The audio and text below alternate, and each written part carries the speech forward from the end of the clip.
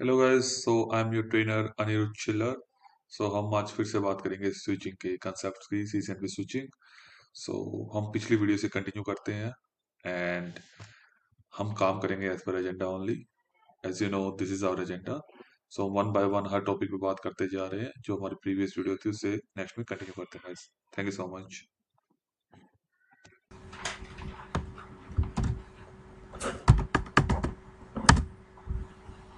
तो जनरली आपने देखा होगा कि एक स्विच होता है नेटवर्क में, ठीक है।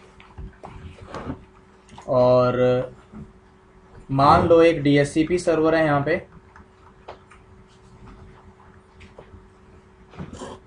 कुछ क्लाइंट्स हैं।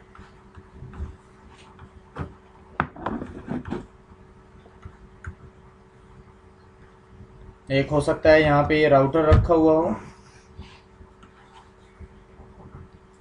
राउटर किससे कनेक्टेड होगा यहाँ पे? इंटरनेट से, ठीक है। तो ये मान लो 0/1, ये 0/2, ये 0/3, 0/4, 5, 6। हो सकता है डीएचसीपी सर्वर को आपने आईपी एड्रेस, ऑब्वियसली जो डीएचसीपी सर्वर होगा उसको तो कम से कम आप आईपी एड्रेस मैनुअली एलोकेट करोगे। तो हो सकता है 1.10 एलोकेट कराया हुआ वो आपने। गेटवे को भी जनरली हम मैनुअली एलोकेट कराते हैं। मान लेते हैं ये भी 0/0 है, तो इसको एलोकेट कर दिया आपने 168.1.1, ऐसे ही होता है कुछ। अब गेटवे को, डीएचसीपी सर्वर को आपने मैनुअली आईपी एड्रेसेस एलोकेट कर दिए, और इसके बाद अब इस डीएचसीपी सर्वर से आपने बाकी सभी लेन यूजर्स हैं, इन सभी को आईपी एड्रेस एलोकेट करना है, मीन्स करवाना है यहाँ पे, ठीक है, सभी लेन यूजर्स को। तो डीएचसीपी सर्वर पे एक पूल बनाते हो आप, बनाओगे ना? उस पूल में 192.168.1.0 यही डिफाइन करोगे आप, /24, ठीक है। अब इस पूल में से ही ये आईपी एड्रेस एलोकेट करा देगा क्लाइंट्स को, और साथ में डिफॉल्ट गेटवे भी मैनुअली आप ऑटोमेटिकली एलोकेट करवा सकते हो, कर सकते हो ना। जब हम पूल डिफाइन करते हैं तो पूल के साथ साथ डिफॉल्ट गेटवे भी डिफाइन कर देते हैं, क्यों कर देते हैं ना ये सारा वर्क। तो अब ऑटोमेटिकली जो क्लाइंट्स हैं यहाँ पे, जो लेन यूजर्स हैं, उनको आईपी एड्रेस भी एलोकेट हो जाएगा, क्यों?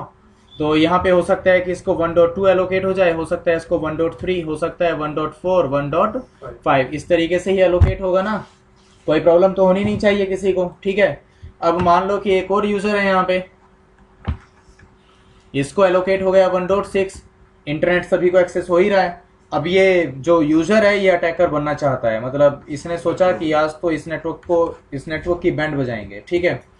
तो ये अटैकर बनेगा। अटैकर ने क्या किया, देखो जैसे डीएचसीपी सर्वर बनता है, तो डीएचसीपी सर्वर कॉन्फ़िगर करने के लिए इंटरनेट पे बहुत सारी यूटिलिटीज अवेलेबल हैं। वो बहुत सारे सॉफ्टवेयर्स होते हैं, ऐसी बहुत सारी एप्लीकेशंस अवेलेबल है इंटरनेट पे, जिससे कि आप अपने डिवाइस को as a DHCP server configure कर सकते हो।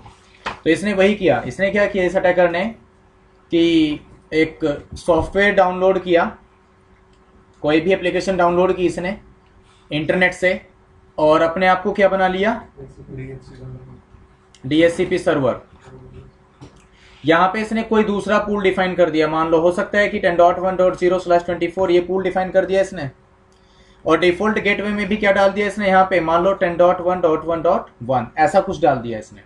मतलब एक रॉन्ग पूल डिफाइन कर दिया, हो सकता है ना, और एक गलत पूल डिफाइन कर दिया इसने यहाँ पे। अब जब ये लेन यूजर्स को जब आईपी एड्रेस चाहिएगा तो ये क्या जनरेट करते हैं, डिस्कवर मैसेज। अब वो तो मुझे बताने की जरूरत नहीं है ना, DORA, ये तो पहले ही बता चुका हूं मैं आपको, करके भी दिखाया था, याद है, MLS में। तो अब जब कोई भी किसी भी यूजर को आईपी एड्रेस चाहिएगा तो वो क्या जनरेट करेगा, सबसे पहले डिस्कवर मैसेज। डिस्कवर क्या होता है, ब्रॉडकास्ट, ठीक है। तो ऑब्वियसली डीएचसीपी सर्वर पे जाएगा, तो जो डीएचसीपी सर्वर ओरिजिनल है उसके पास भी जाएगा, और जो ये अटैकर है इसके पास भी जाएगा। तो ऑफर तो कोई भी दे सकता है ना। अब जिससे ऑफर पहले आ जाएगा उसी के लिए रिक्वेस्ट डाल देगा, उसी से आईपी एड्रेस एलोकेट हो जाना है। तो हो सकता है कि आपको ओरिजिनल डीएचसीपी सर्वर से आईपी एड्रेस मिले, और हो सकता है कि इस तरह के जो अटैकर सर्वर्स होते हैं उसको कहते हैं रोग डीएचसीपी सर्वर, रोग ROGUE, ठीक है, रोग डीएचसीपी सर्वर। इस तरह के जो सर्वर्स होते हैं, इस तरह के जो डीएचसीपी सर्वर होंगे, अटैकर्स के जो डीएचसीपी सर्वर्स होंगे, उनको कहेंगे रोग डीएचसीपी सर्वर। तो अगर आपके पास में एक रोग डीएचसीपी सर्वर है इस तरह से, जैसे यहाँ पे ये, ठीक है, तो इसमें क्या होगा कि कभी कभी आपको आईपी एड्रेस एक एक्चुअल जो आपका ओरिजिनल डीएचसीपी सर्वर है वहां से मिल जाएगा, हो सकता है कि आपको रोग डीएचसीपी सर्वर से भी आईपी एड्रेस अलोकेट हो जाए। अब मान लो ये एक यूजर है, इसको आईपी एड्रेस अलोकेट हो गया रोग डीएचसीपी सर्वर से 10.1.1.2, हो सकता है, अरे हो सकता है ना 10.1.1.2, तो यही आईपी एड्रेस अलोकेट हो गया। क्या अब ये इंटरनेट एक्सेस कर पाएगा कभी? क्योंकि इसका जो गेटवे रहेगा वो क्या अलोकेट हुआ होगा इसको 10.1.1.1, क्या नेटवर्क में है ये आईपी? तो क्या गेटवे पे जा पाएगा ये कभी भी? तो क्या इंटरनेट एक्सेस कर पाएगा भी ये? क्योंकि जो डिफॉल्ट गेटवे वो क्या हमारा 192.168.1.1। अरे इंटरनेट केवल कौन से यूजर्स को एक्सेस होगा? जिनका आईपी एड्रेस 192 वाली सीरीज का होगा, ठीक है। तो जिसको भी रोग डीएचसीपी सर्वर से आईपी एड्रेस अलोकेट हो जाएगा, तो अब वो सभी यूजर्स जो नेटवर्क रिसोर्सेज हैं उनको एक्सेस नहीं कर पाएंगे। जैसे कि इंटरनेट क्या है? एक नेटवर्क रिसोर्स। तो अब इस तरह के जो यूजर्स होंगे जिनको रोग डीएचसीपी सर्वर से आईपी एड्रेस अलोकेट होगा, तो वो सभी यूजर्स अब डीएचसी जो इंटरनेट को एक्सेस नहीं कर पाएंगे। हो सकता है कि यहाँ पे एक नेटवर्क प्रिंटर भी हो,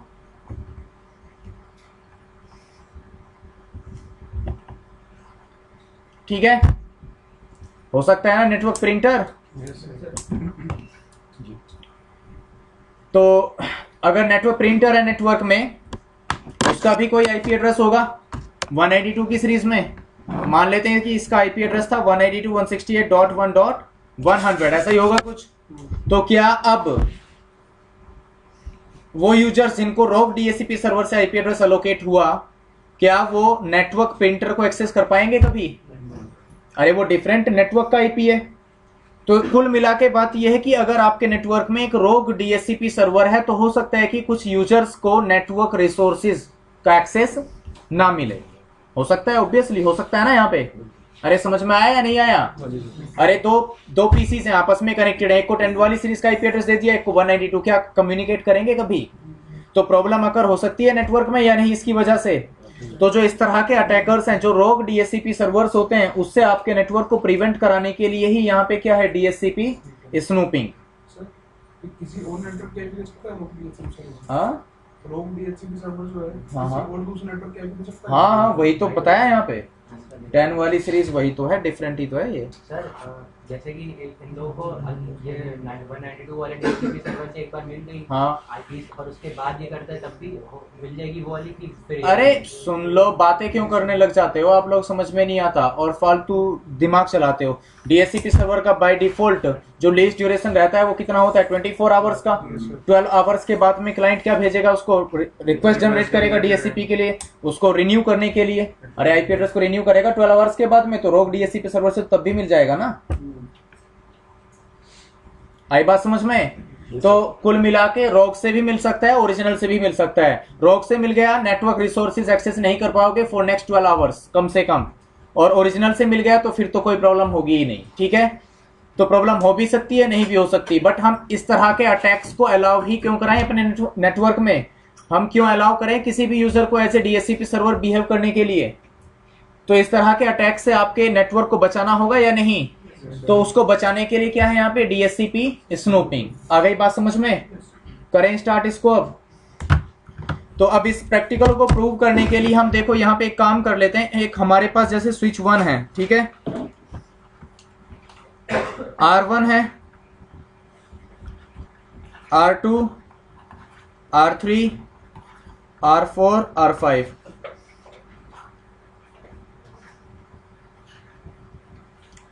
R1 का 0/0 स्विच 1 के 0/1 से कनेक्टेड है। R2 का 0/0 स्विच 1 के 0/1 से, सॉरी 0/2 से। R3 का 0/0 स्विच 1 के 0/3 से, 0/0 स्विच 1 के 0/4 से। फिर R5 का 0/0 स्विच 1 के 0/5 से कनेक्टेड है। और इस R1 को हम डीएचसीपी सर्वर बना देंगे। जब इसको डीएचसीपी सर्वर कॉन्फ़िगर करेंगे तो इसको आईपी एड्रेस भी मैनुअली एलोकेट कराना होगा। तो 192.168.1.1 मान लेते हैं R1 का आईपी एड्रेस। किसी को कोई प्रॉब्लम इसमें? ठीक है। अब जब R2 और R3 को ये आईपी एड्रेस एलोकेट करेगा, मींस जब हम डीएचसीपी सर्वर से आईपी एड्रेस मींस यहाँ पे कहेंगे आईपी एड्रेस जो भी डीएचसीपी वगैरह, और अरे आईपी एड्रेस डीएचसीपी सर्वर से एलोकेट कराएंगे। मान लो कि ये राउटर्स नहीं है, ये क्या है, एक कंप्यूटर्स, ठीक है। तो इन सभी को आईपी एड्रेसेस एलोकेट होंगे डीएचसीपी सर्वर से। तो देखेंगे यहाँ पे कि इसको .2 हो जाएगा, .3, .4, 5। फिर हम मान लेंगे कि ये जो R5 है ये अटैकर है और यहाँ पे हम एक पूल डिफाइन कर देंगे अटैकर पे, ठीक है। इसको एज ए रोग DHCP सर्वर कॉन्फ़िगर कर लेंगे और हो सकता है कि कोई भी यहाँ पे एक डिफरेंट पूल ले लेंगे, 10 की सीरीज का या 20 की सीरीज का। करें इसको अब स्टार्ट। जी सर।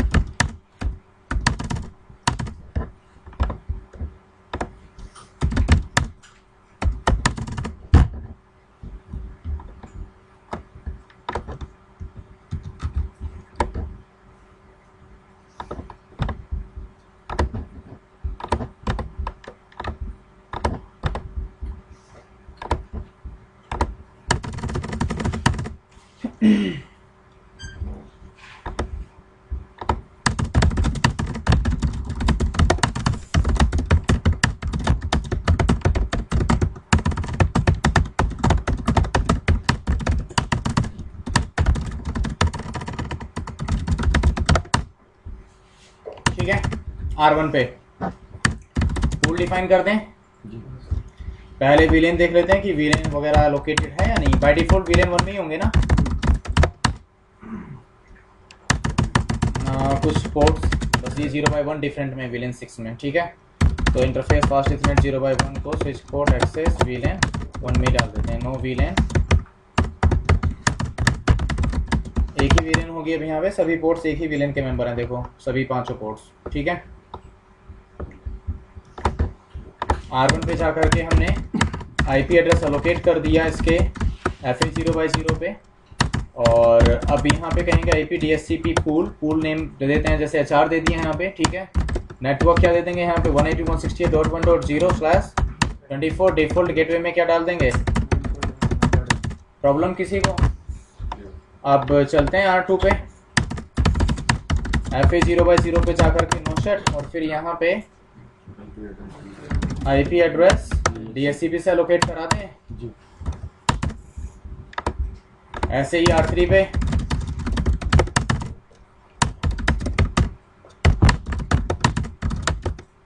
IP एड्रेस DHCP, ये R4 है, ऐसे ही यहाँ पे एलोकेट करा देंगे।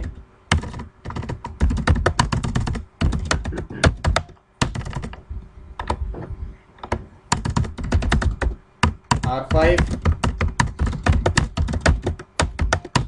प्रॉब्लम किसी को, तो देखना R2 पे अब क्या मिल गया इसको, और R3 को, R4 को और R5 को क्या मिलना चाहिए।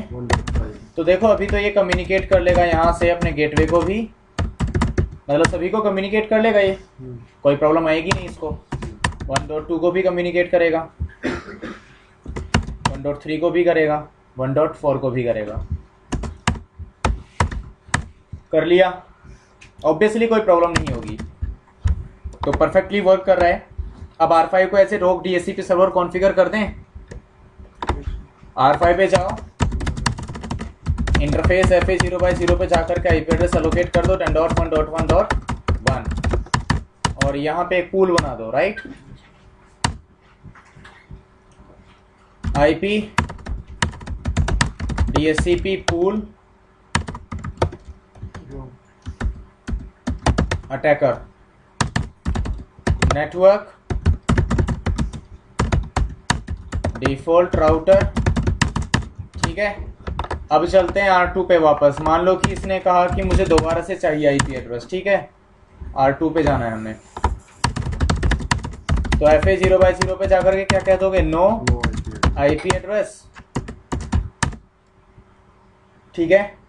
आईपी एड्रेस रिलीज कर देगा अब ये, और फिर से कहेंगे आईपी एड्रेस DHCP। हो सकता है कि इसको IP address original DHCP server से मिल जाए, हो सकता है रोग DHCP सर्वर से मिल जाए, ठीक है।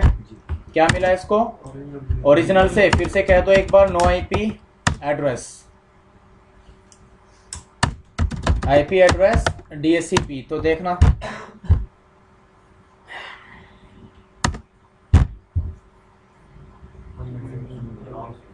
रोग से मिल गया। तो क्या अब ये अपने गेटवे से, मान लो कि गेटवे का आईपी एड्रेस था 192.168.1.1, क्या कम्युनिकेट कर पाएगा कभी भी, बोलो। तो ये प्रॉब्लम है अगर रोग DHCP सर्वर रहेगा। तो अब हम क्या चाहते हैं कि हमारे नेटवर्क में इस तरह के अटैक्स ना हो। तो इस तरह के अटैक से आपके मीन्स अपने नेटवर्क को प्रिवेंट करने के लिए हम क्या यूज करेंगे यहाँ पे, DHCP स्नूपिंग। तो हम अब क्या करेंगे, जो ये स्विच है देखो, इस स्विच पे जाएंगे और इस स्विच पे जाकर के DHCP स्नूपिंग इनेबल करा देंगे। जब हम किसी स्विच पे DHCP स्नूपिंग इनेबल्ड कराते हैं, याद रखना, किसी भी स्विच पे जब हम DHCP स्नूपिंग इनेबल कराते हैं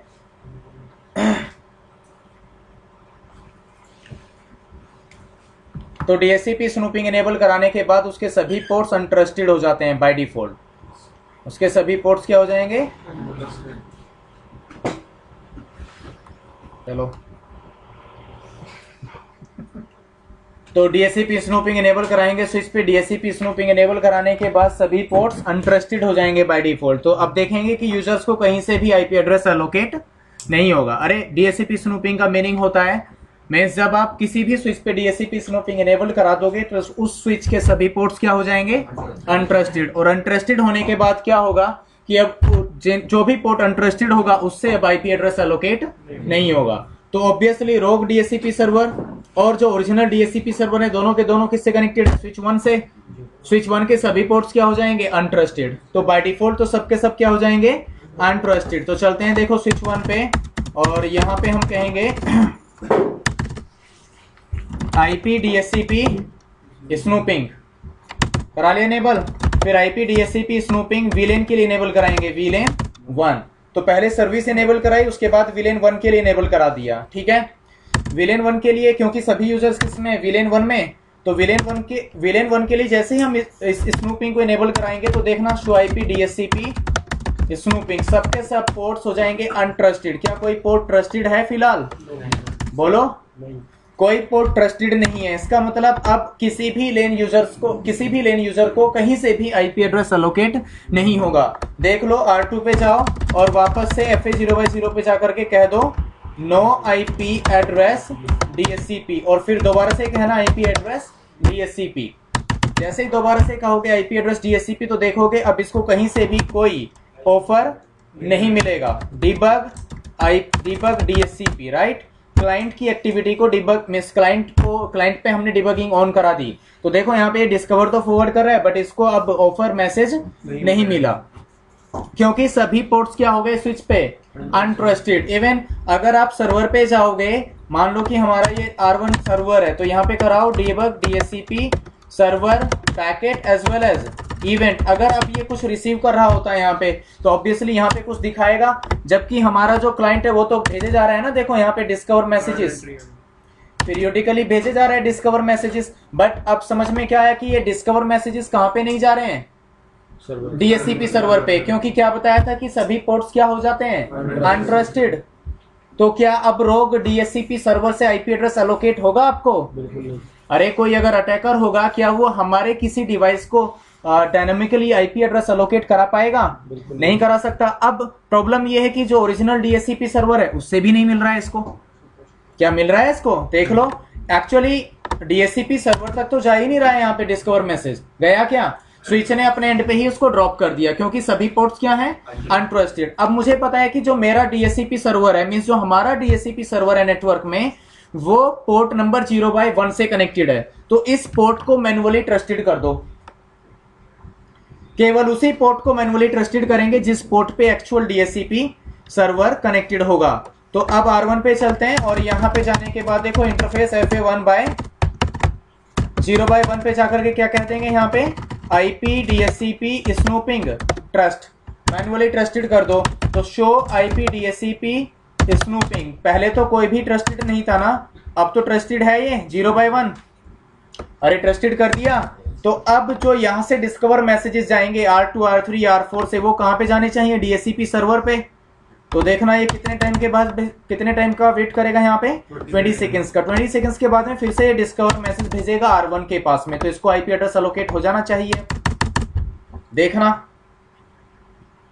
क्या भेजा इसने यहाँ से, डिस्कवर अटेम्प्ट 2। अभी भी इसके पास ऑफर नहीं आया, इसका मतलब कोई तो प्रॉब्लम है।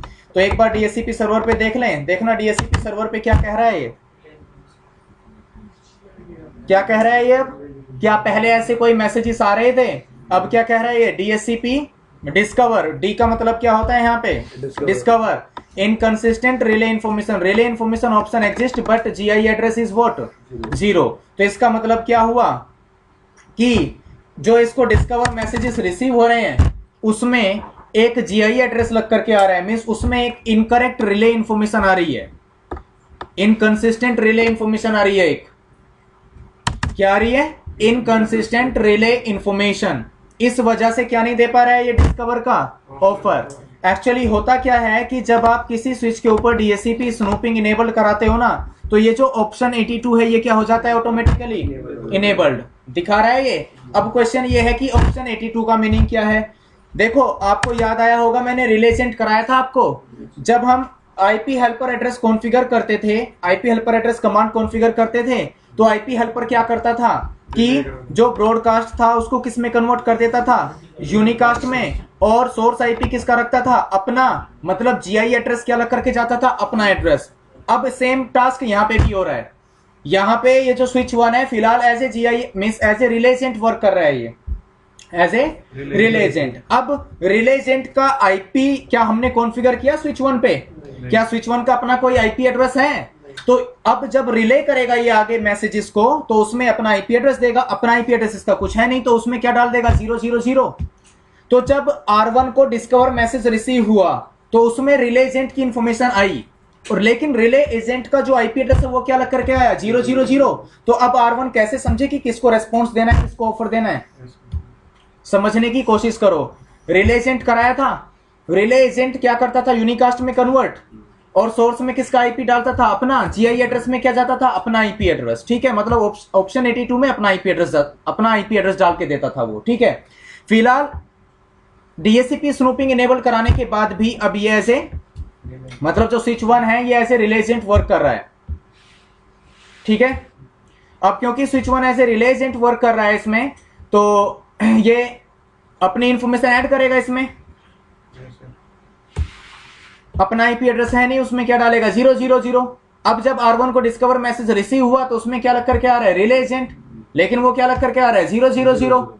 अब उसको कैसे समझ में आए कि किसको ऑफर देना है? तो ऑफर दे ही नहीं पाएगा। नहीं, पहले ऐड नहीं कर रहा था। हाँ बिल्कुल, हाँ नहीं। तो अब ऑप्शन 82 क्या हो गया यहाँ पे? इनेबल DHCP स्नूपिंग के साथ साथ।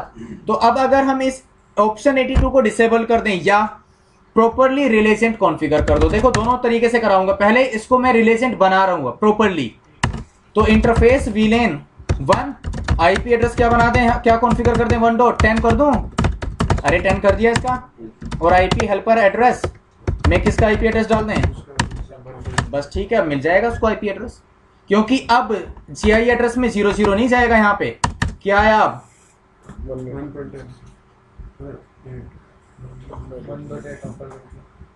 1.10 आएगा, वेट करो, आने दो।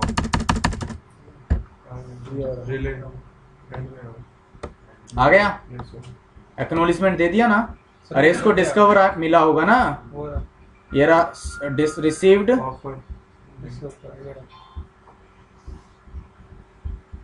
डिस्कवर्ड है ना 1.10 से। तो अब देखना यहाँ पे IP एड्रेस अलोकेट हो गया 1.8। बोलो हो गया लोकेट। एक तो ये तरीका है कि आप मैनुअली उसको रिलेजेंट बना ही दो। दूसरा तरीका क्या है यहाँ पे कि आप इसको तो हटाओ एक बार, interface VLAN 1 no IP address and no IP helper address, ठीक है। अब अगर आप दोबारा से IP एड्रेस यहां पे मान लो कि आपने कहा नो IP एड्रेस,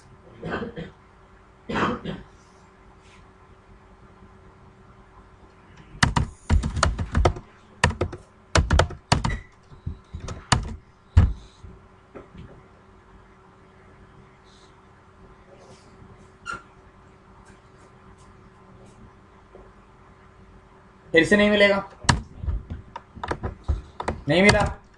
अब दूसरा ऑप्शन ये है कि इसको हाँ ये ऑप्शन 82 को डिसेबल कर दो। उसके लिए कमांड होती है no IP DHCP snooping information option.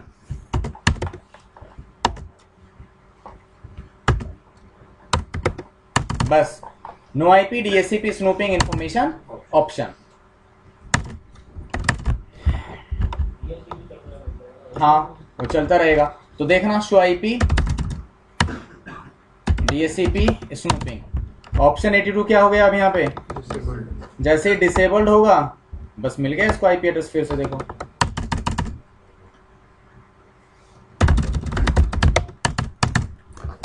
अब कितनी बार भी आप यहाँ पे कराओ नो IP एड्रेस, फिर से कहो IP एड्रेस DHCP। ऐसे ही आप R3 पे भी कह दो no IP address. IP address rogue server तो अभी भी है ना, अरे रोग सर्वर तो अभी भी एग्जिस्ट कर रहे हैं। क्या इसको IP एड्रेस मिलेगा अब किसी भी लेन यूजर को? देखना क्या मिल गया 1.9।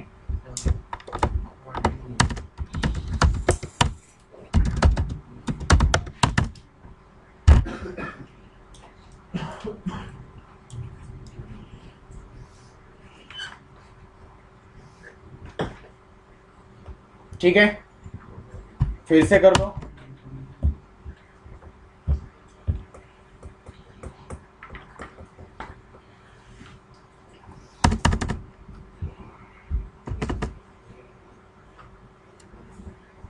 वन डॉट 12 क्या रोग से इस बार इसको IP एड्रेस एलोकेट हो रहा है क्या?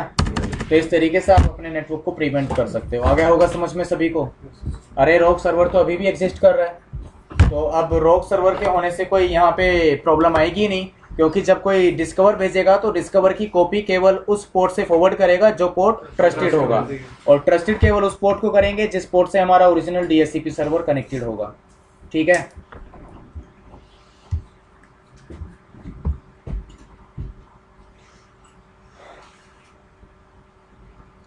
बस यही था DHCP स्नूपिंग।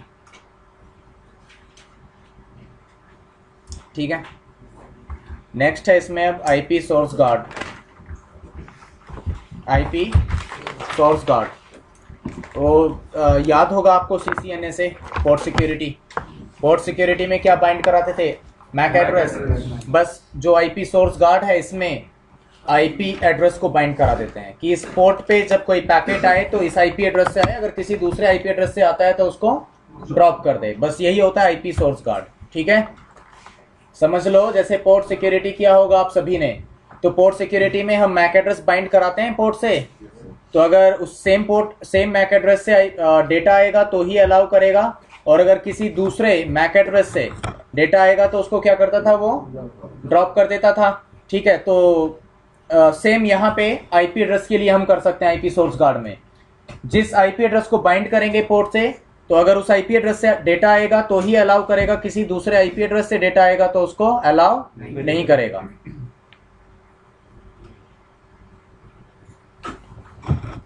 ठीक है अब जैसे R2 पे IP एड्रेस क्या मिला हुआ है देख लो एक बार 1.9। अरे 1.9 मिला हुआ है ना, तो ठीक है फिर इससे एक बार पिंग करा लो आप 192.168.1 को, हो रहा होगा। तो ठीक है अब स्विच पे जाकर के ये IP सोर्स गार्ड इनेबल करा दो। किस तरीके से करोगे वो देख लो, IP सोर्स बाइंडिंग, और फिर अब ये पूछेगा मैक एड्रेस, तो मैक एड्रेस निकालने के लिए क्या देख लें, डू शो तो 0/2 पे यही कनेक्टेड है ना। अरे कंफर्म भी कर सकते हो, R2 पे जाओ, R2 का FA0/0 का मैक एड्रेस देख लो, शो इंटरफेस FA0/0 सेम होना चाहिए।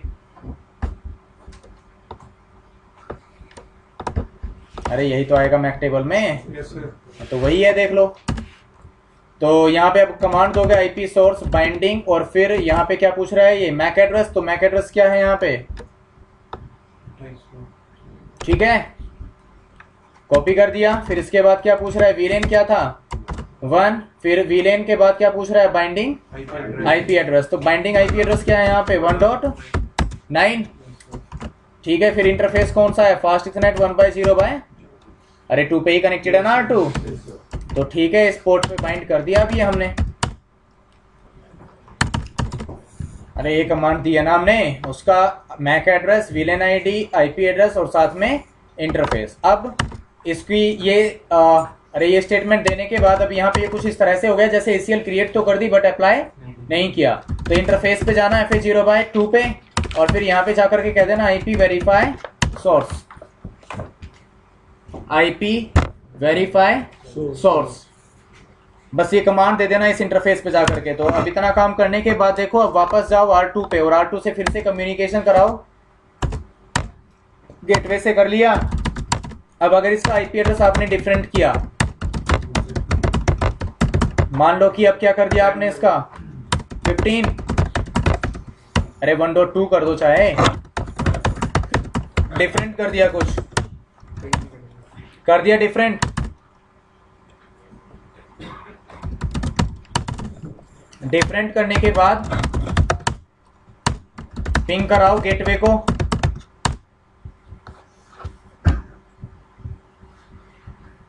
क्या पिंग किया इसने, अब वापस से वही आईपी एड्रेस दे दो। बाइंड कौन सा आईपी एड्रेस कराया था 1.9, अब कराना पिंग, हो गया। कोई डिफरेंट आईपी एड्रेस अलोकेट करोगे,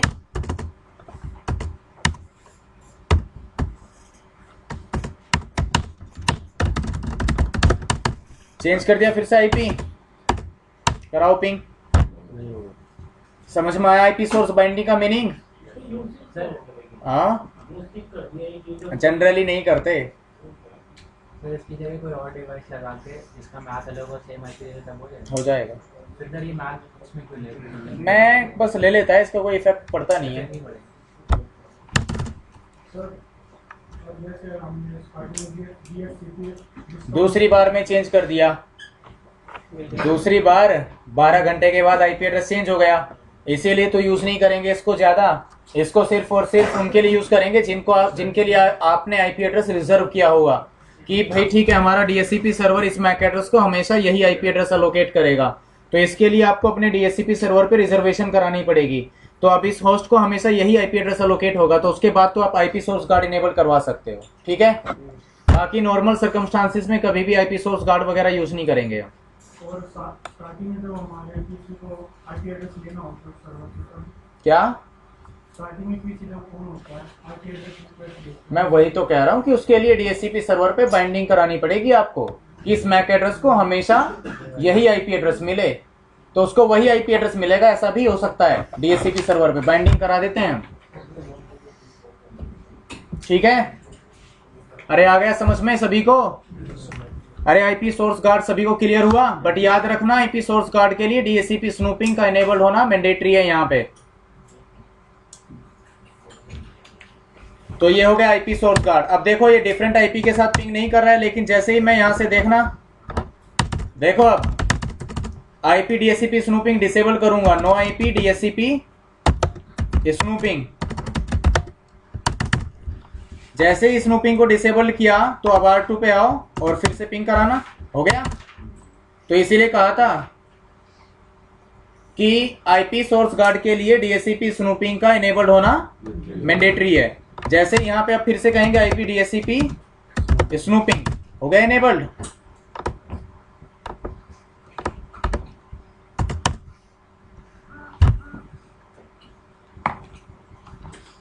ठीक है,